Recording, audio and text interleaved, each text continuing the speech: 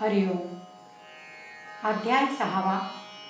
ओवी क्रमांक 430 ते 440. अर्जुन उवाच. अयति श्रद्धयोपेतो योगाच्चलितमानसः अप्राप्य योगसंसिद्धिं कां गतिं कृष्ण गच्छति. कच्चिन्नो भयविभ्रष्टः छिन्नाभ्रमिव नश्यति अप्रतिष्ठो महाबाहो विमूढो ब्रह्मणः पथि. एतन्मे संशयं कृष्ण छेतुमर्हस्य शेषतः त्वदन्यः संशयस्यास्य छेता नयुपपद्यते.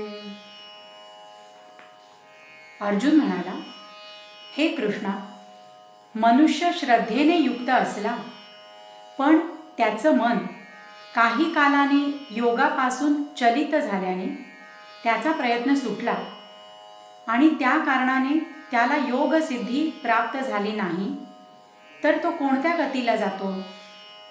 हे श्रीकृष्णा, इंद्रिय सुख आणि मोक्ष या दोहोपासून भ्रष्ट झालेला तो ब्रह्मप्राप्तीच्या मार्गामध्ये आधारहीन आणि मतिहीन झालेला इतर ढगांपासून वेगळ्या झालेल्या ढगाप्रमाणे नाश पावत नाही ना?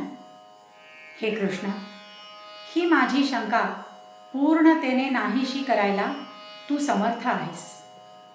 ही शंका नष्ट करण्यास तुझ्याखेरीज दुसरा कोणीही समर्थ मला आढळत नाही. परिहाणिक एक गोसाविया मज संशयो असे साविया तो तू वाचून फेडावया समर्थू नाही. म्हणून सांगे गोविंदा कवण ऐकू मोक्षपदा झोंबत होता श्रद्धा उपाये विण.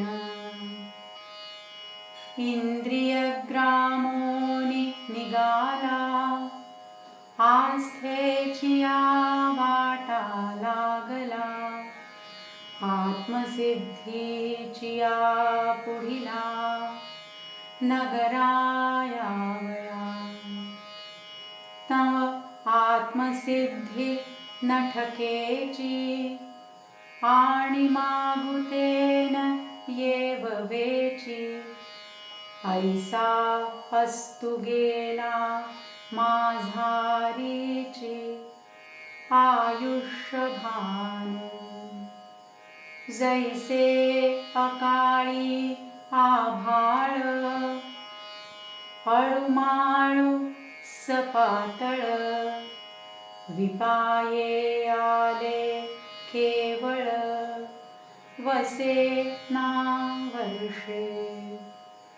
तैसी दोन्ही दुरावली जे प्राप्ती तव अलग ठेली आणि अप्राप्ती सांडवली श्रद्धातया.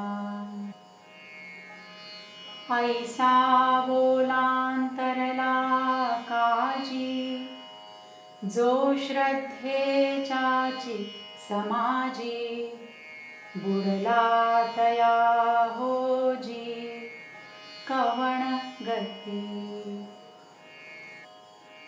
परंतु महाराज, मला आणखी एक शंका आलेली आहे. ती दूर करण्यास तुझ्या वाचून कोणी समर्थ नाही.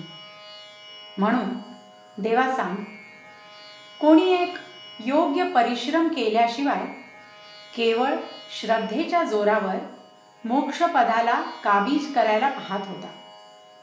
पुढचं गाव जे आत्मसिद्धी, त्या गावाला येण्याकरता तो इंद्रिय रूपी गावाहून निघून आस्थेच्या वाटेला लागला, पण तो आत्मसिद्धीच्या गावाला पोचला नाही आणि त्याला परतही येवत नाही.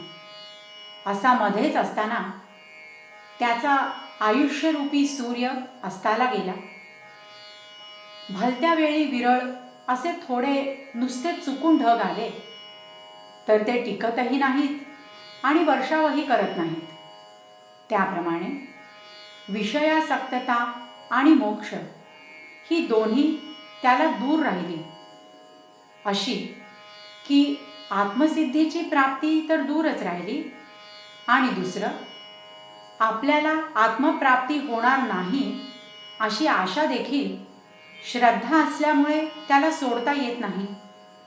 याप्रमाणे जो पुरुष उशिरामुळे फसला आणि जो आत्मप्राप्तीविषयी पूर्ण श्रद्धा असताना मरण पावला, त्याला महाराज कोणती गती प्राप्त होते ते सांगा. श्री भगवान उवाच. पार्थ नैवेह नामुत्र विनाशस्तस्य विद्यते न हि कल्याणकृत् कश्चित् दुर्गतिं तात गच्छति. श्रीकृष्ण म्हणाले, हे पार्था, इहलोकी अथवा परलोकी कुठेही त्याचा नाश होत नाही. कारण बाबा, शुभ कर्म करणारा कोणीही दुर्गतीला जात नाही. तव कृष्ण म्हणती पार्था, जया मोक्ष सुखी आस्था, तया मोक्षा वाचुनी अन्यथा गती आहे गा. परी हेतुलेची एक घडे, जे माझारी विसवावे पडे. तेही परी ऐसे निसुरवाडे, जो देवा नाही. एरवी अभ्यासाच्या उचलता, पाऊली जरी चालता, तरी दिवसा आधी ठाकिता. सोहम सिद्धी ते, परी ते तुला वेगू नभेची. म्हणून विसावा तरी निकाची. पाठी मोक्षु तव तैसाची, ठेविला असे.